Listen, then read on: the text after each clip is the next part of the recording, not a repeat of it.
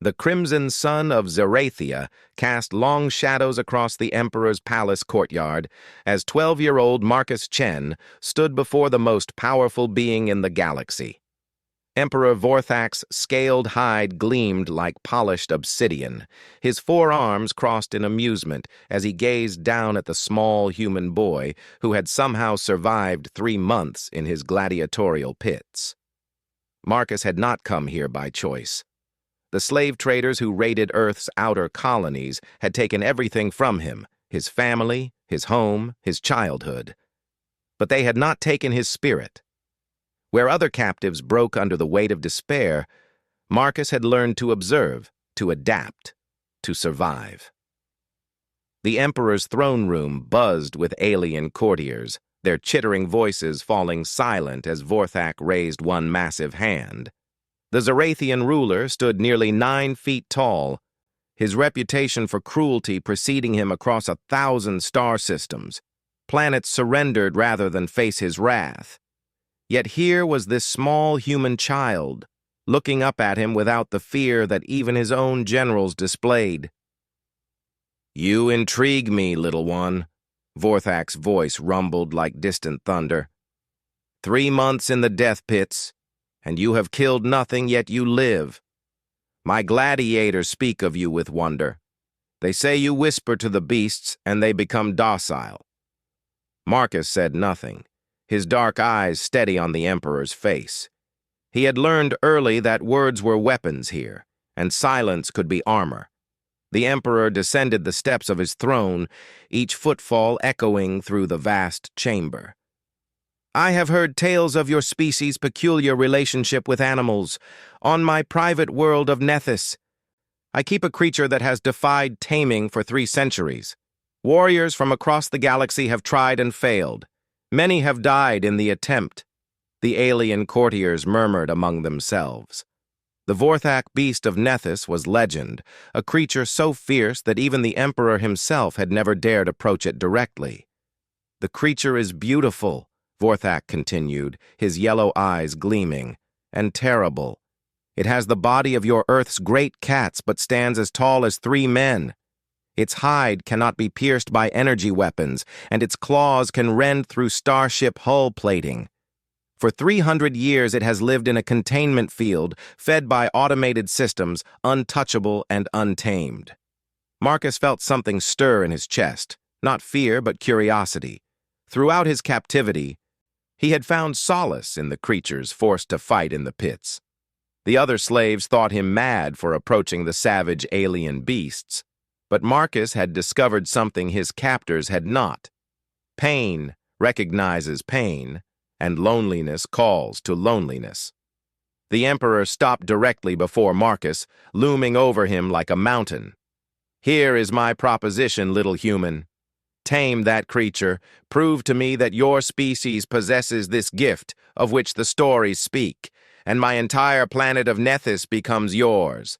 Forests of crystal trees, lakes of liquid silver, mountains that sing in the wind, all of it. You would rule as emperor of your own world." The throne room fell deathly quiet.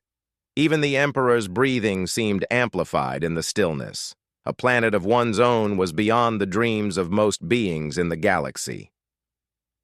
Entire fleets had been sacrificed for less. "And if I fail?" Marcus asked quietly, his voice carrying clearly through the chamber despite its softness. Vorthak's laugh was like breaking glass. "If you fail, little one, the creature will devour you as it has devoured all the others. But perhaps that would be a mercy. The fighting pits grow tiresome, do they not?"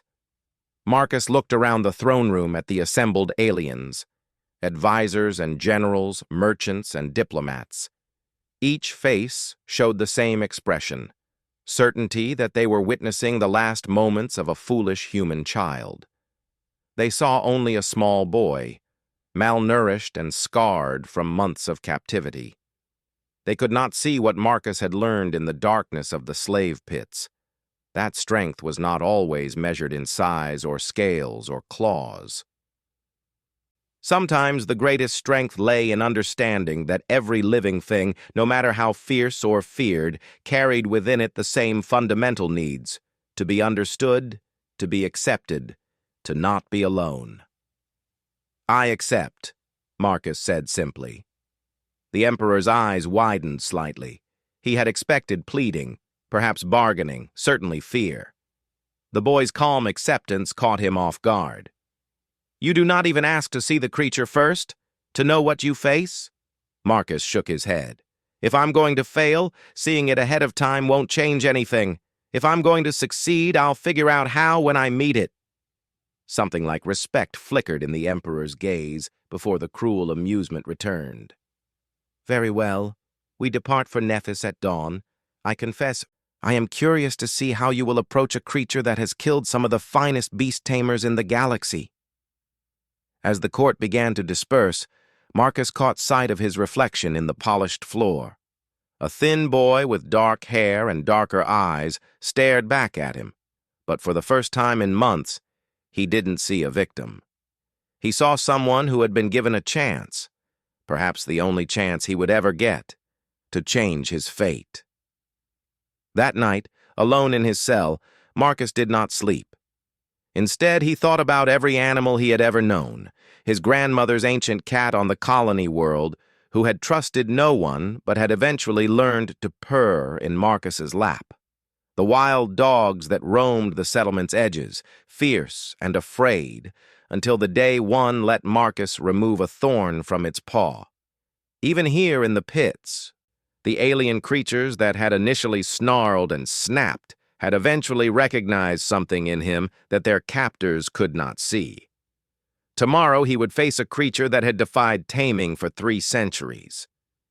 But tonight, Marcus Chen allowed himself to hope that somewhere in that alien beast's heart, behind all the fear and rage and loneliness, was something he understood: the simple desire not to be alone anymore.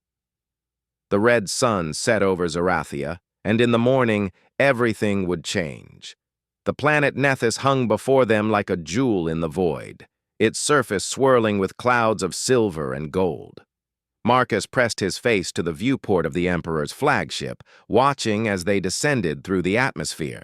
True to Vorthak's description, crystal forests sparkled below them like frozen lightning, and lakes of metallic liquid reflected the pale blue sun like mirrors. The Emperor's personal compound sat atop a mountain of black stone, its towers reaching toward the sky like grasping fingers. But Marcus's attention was drawn to a single structure set apart from the rest: a dome of transparent metal surrounded by warning beacons that pulsed red against the alien landscape. "There," Vorthak said, following Marcus's gaze. 300 years it has lived there. 300 years of rage and isolation." The Emperor's voice carried something Marcus had not heard before: uncertainty. "Perhaps it has gone mad in its solitude. Mad things are unpredictable, even more dangerous than sane ones." The ship landed with barely a whisper on the compound's main platform. As they disembarked, Marcus felt the weight of alien gravity, slightly heavier than Earth's. The air tasted of ozone and something else, something wild and untamed that made his skin prickle. The Emperor's retinue gathered around them: scientists with recording devices, guards with weapons that hummed with barely contained energy, and physicians who clearly expected to be treating severe injuries soon. They formed a procession toward the dome, their footsteps echoing on the crystalline pathways. As they approached the containment facility, Marcus could feel it before he could see it, a presence so powerful it seemed to distort the air around the dome. The Emperor's scientists activated their barriers and recording equipment, chattering excitedly in their alien languages, but Marcus barely heard them, all his attention focused on the massive shape moving within the transparent walls. The Vorthak beast was everything the Emperor had promised and more. It stood easily 15 feet at the shoulder, its body a fusion of feline grace and impossible power. Its fur was deep midnight black, shot through with veins of silver that seemed to pulse with their own light. When it moved, muscles rolled beneath that impossible hide like liquid shadow. Its eyes, when they turned toward the approaching group, were the color of molten gold and held an intelligence that made Marcus's breath catch. But it was the creature's posture that told Marcus everything he needed to know. The beast paced in a perfect circle around the perimeter of its prison, never deviating, never stopping. Its magnificent head hung low, and though its eyes tracked their movement, there was something broken in its gaze. Not broken in the sense of madness, but broken in the way that came from centuries of hopelessness. "Magnificent, is it not?" the Emperor breathed. "Even in captivity, it radiates power. Warriors have tried to approach it with weapons, thinking to subdue it through force. Scholars have attempted to communicate with it telepathically, believing its intelligence could be reasoned with. Beastmasters have used every technique known to their arts. All have failed." Marcus stepped closer to the containment field, ignoring the sharp intake of breath from the Emperor's guards. The beast's pacing stopped, those golden eyes fixed on him with sudden intensity, and for a moment the only sound was the hum of the containment generators. "What do you see, human?" Vorthak asked quietly. Marcus was quiet for a long moment, studying not just the creature, but the environment around it. The dome was spacious but barren, smooth metal floors, automated feeding systems, nothing that spoke of comfort or enrichment. No places to hide, no variety in terrain, no companions of any kind. "I see a prisoner," Marcus said finally. "Not a beast, not a monster. A prisoner who has been alone for longer than some civilizations have existed." The Emperor's scaled brow furrowed. "It is dangerous. It cannot be approached safely. The containment field is the only thing that has kept it from destroying this entire facility." Marcus nodded slowly, then began walking around the perimeter of the dome. The beast's head turned to follow his movement, those intelligent eyes never leaving his face. As Marcus walked, he began to notice other things, scratch marks on the walls where the creature had tried to climb, worn patterns in the floor where it had paced for decades, and most tellingly, a spot near one wall where the metal showed signs of being polished smooth, as if the creature regularly pressed against it. "It wants to see outside," Marcus murmured. "The dome is transparent, but that wall faces your compound. It watches your people come and go. It's curious about the world beyond its prison." "Nonsense," one of the Emperor's scientists interjected. "It is a mindless predator. Its attacks on previous tamers were purely instinctual." Marcus turned to study the scientist, then looked back at the beast. "When was the last time someone tried to tame it?" 47 years ago, the Emperor replied. "A master beast handler from the Rigel system. The creature killed him within seconds of the field being lowered. And before that, various attempts over the centuries, none successful." Marcus walked back to the control station where the containment field generators hummed with power. The Emperor and his retinue followed, their faces showing a mixture of curiosity and concern. "I want to go in," Marcus said simply. The reaction was immediate. Guards stepped forward, scientists protested loudly, and even the Emperor raised a hand as if to stop him. "Child, that is certain death," Vorthak rumbled. "Even if you possess some gift with animals, this creature has been isolated for centuries. It knows only captivity and rage." Marcus looked up at the Emperor, his young face serious. "You offered me a planet if I could tame it. You didn't say I had to survive the attempt." The Emperor's eyes narrowed. "You would throw your life away on a gesture?" "I'm not throwing anything away," Marcus replied quietly. "But if I'm going to try this, I need to do it properly. Standing outside looking in won't teach me anything about what it needs."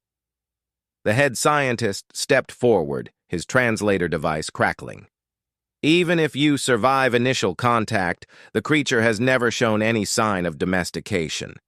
It does not respond to food rewards, pain avoidance, or any known conditioning techniques. Marcus nodded thoughtfully. That's because you've been trying to train it like an animal. But it's not an animal, is it? It's a person. A very different kind of person, but a person nonetheless. The Emperor's 4 arms crossed skeptically. Explain. Look at it, Marcus said, gesturing toward the dome. Really look at it. The way it moves. The way it thinks. When your guards shifted position just now, did you see how its attention immediately went to the one carrying the largest weapon? It's not just aware, it's tactical. It understands your hierarchies, your threats, your weaknesses. That's not animal instinct, that's intelligence. Inside the dome, the creature had stopped pacing and now sat watching them, its massive head tilted in what could almost be described as curiosity. More than that, Marcus continued, it's lonely. 300 years without conversation, without companionship, without anyone understanding what it's thinking or feeling. You haven't been trying to tame a beast. You've been trying to break the spirit of someone who's already endured more isolation than any thinking being should have to bear. The Emperor was quiet for a long moment, studying both the boy and the creature. Finally, he spoke. And you believe you can succeed where others have failed because... Marcus looked through the transparent wall at the magnificent creature. Those golden eyes met his, and for a moment, he felt something pass between them, a recognition, perhaps, or simply an acknowledgement of shared understanding. Because, Marcus said quietly, I know what it feels like to be alone. The control room fell silent as Marcus stepped toward the containment field generator. The Emperor's guards tensed, their weapons powering up with high-pitched whines that made the air itself seem to vibrate. Inside the dome, the massive creature rose to its feet, every line of its powerful body radiating alertness. Wait, the Emperor commanded, his voice cutting through the tension. If you are determined to attempt this suicide, at least explain your reasoning. My scientists will want detailed records of your failure. Marcus paused, his hand hovering over the field controls. Your Majesty, may I ask you something first? The Emperor's scaled features showed surprise. In all his centuries of rule, few had dared to make requests of him, least of all human children. Speak. Why did you really bring me here? The question hung in the air like a challenge. The Emperor's advisors shifted nervously. But Vorthak's eyes remained fixed on the small human boy. I told you. I wished to see if your species truly possessed this alleged gift with animals. Marcus shook his head. No, sir. You could have tested that with any creature. You chose the one thing on this planet that has never been tamed, never been defeated. Why? The silence stretched longer this time. When the Emperor finally spoke, his voice carried a weight that hadn't been there before. Because, he said slowly, I have conquered worlds, commanded fleets, ruled over billions of beings, but I have never been able to understand that creature. It represents the one thing in my empire that remains beyond my control. And that bothers you. More than you might imagine.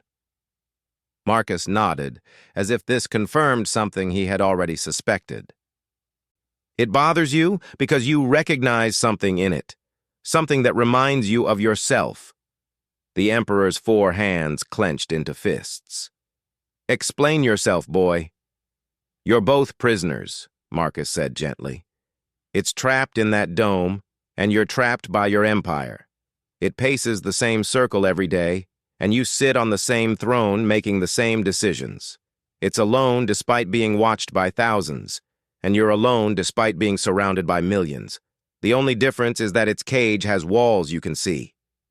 Several of the Emperor's guards stepped forward angrily. but Vorthak raised a hand to stop them. His yellow eyes studied Marcus with something approaching respect. "You are either very wise or very foolish, human child." "Maybe both," Marcus admitted. "But I think that creature in there isn't angry because it's trapped. I think it's angry because it's given up hope of ever being understood." With that, Marcus activated the containment field controls. The low hum of the generators faded to silence, and the invisible barrier that had separated two worlds for 3 centuries simply ceased to exist.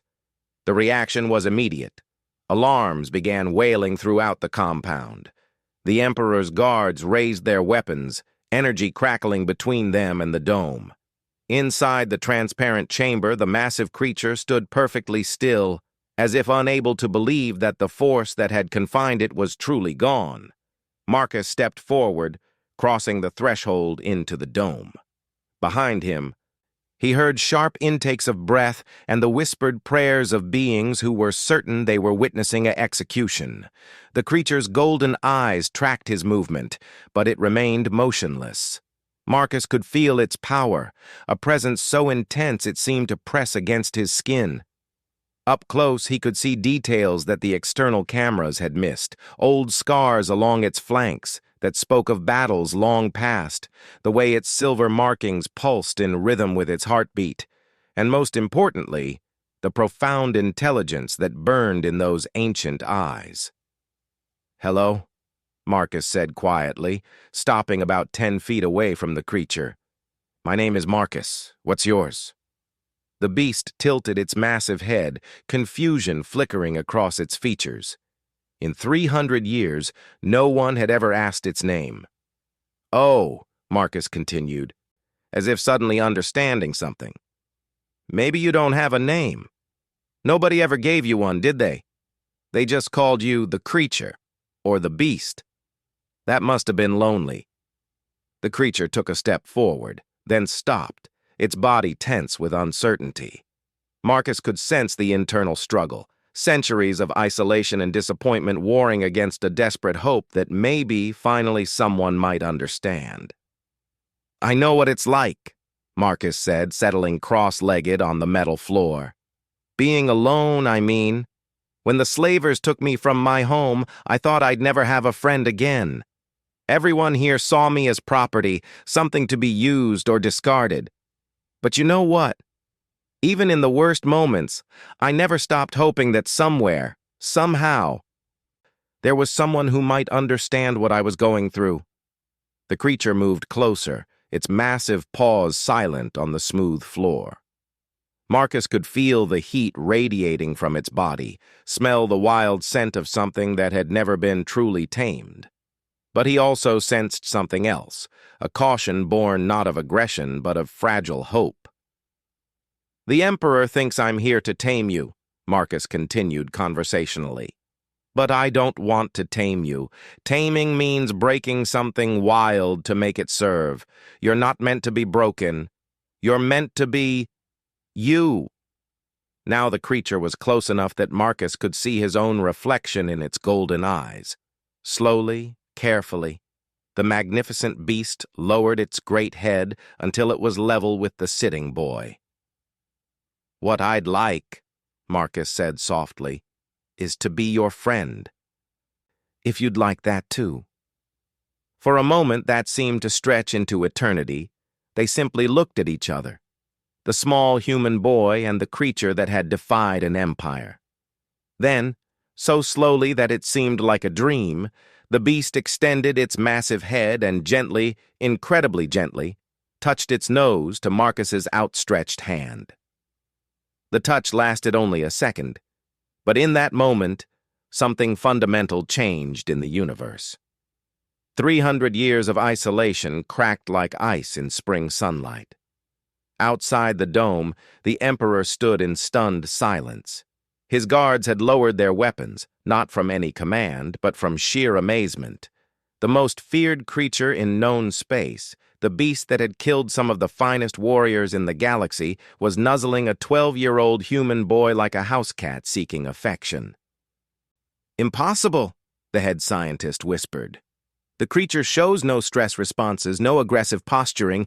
Its biometric readings indicate contentment. Marcus looked up at the Emperor through the transparent walls and smiled. "Your Majesty," he called out, his voice carrying clearly through the dome. "I think we need to have a different conversation." The Emperor approached the dome slowly, his 4 arms hanging at his sides. What did you do?" "I treated it like a person instead of a thing," Marcus replied simply. The creature had settled down beside him, its massive body radiating warmth and, for the first time in centuries, peace. Turns out that's all it ever wanted. The Emperor stared at them for a long moment, then began to laugh. Not the cruel amusement Marcus had heard in the throne room, but something deeper and more genuine. "A planet," he said finally. "I promised you a planet for taming this creature." Marcus shook his head. "I didn't tame anything, Your Majesty. I just made a friend." "And yet," the Emperor mused, "you have accomplished what warriors and scientists could not. The creature is calm, peaceful. It trusts you." "It trusts me because I didn't try to control it," Marcus explained. "I just tried to understand it." The Emperor was quiet for a long time, studying the boy and the creature who had somehow found each other across the vast gulf of species and circumstance. Finally, he spoke. "What would you do with a planet, young Marcus? You are barely more than a child." Marcus scratched behind the creature's ears, marveling at how something so powerful could purr so contentedly. "I'd like to build a place where beings who don't fit anywhere else could find homes. A place where it doesn't matter if you're human or alien or something in between, as long as you're willing to treat others with kindness." "A sanctuary," the Emperor said softly. "A home," Marcus corrected, "for anyone who needs one." The Emperor looked around at his advisors, his scientists, his guards. All of them were staring at the scene before them with wonder. "And this creature? What of it?" "Its name is Silver," Marcus said, as if this had been obvious all along. "And Silver has had enough of cages, haven't you, friend?" The creature, Silver, lifted its great head and looked directly at the Emperor. There was no challenge in its gaze, no threat. Just the quiet dignity of a being who had endured everything the universe could throw at it and had finally found someone who saw it for what it truly was. "Very well," Emperor Vorthak said at last. "A promise made is a promise kept. The planet Nethys is yours, Marcus Chen of Earth. Rule it wisely." Marcus stood up, one hand resting on Silver's massive shoulder. "I will, Your Majesty, but I won't rule it alone." And as the alien sun set over the crystal forests of Nethys, painting the sky in shades of gold and silver, a new chapter began. Not just for a human boy and an ancient creature, but for everyone who had ever felt lost, alone, or forgotten. Sometimes the greatest victories come not from conquest, but from the simple act of extending a hand in friendship to someone who needs it most. The Emperor chuckled as he watched them together, remembering his own words from what seemed like a lifetime ago. "Tame that creature and my whole planet is yours," he had said. The human boy had simply replied with the most powerful words in any language. "Hello? What's your name?" And everything had changed.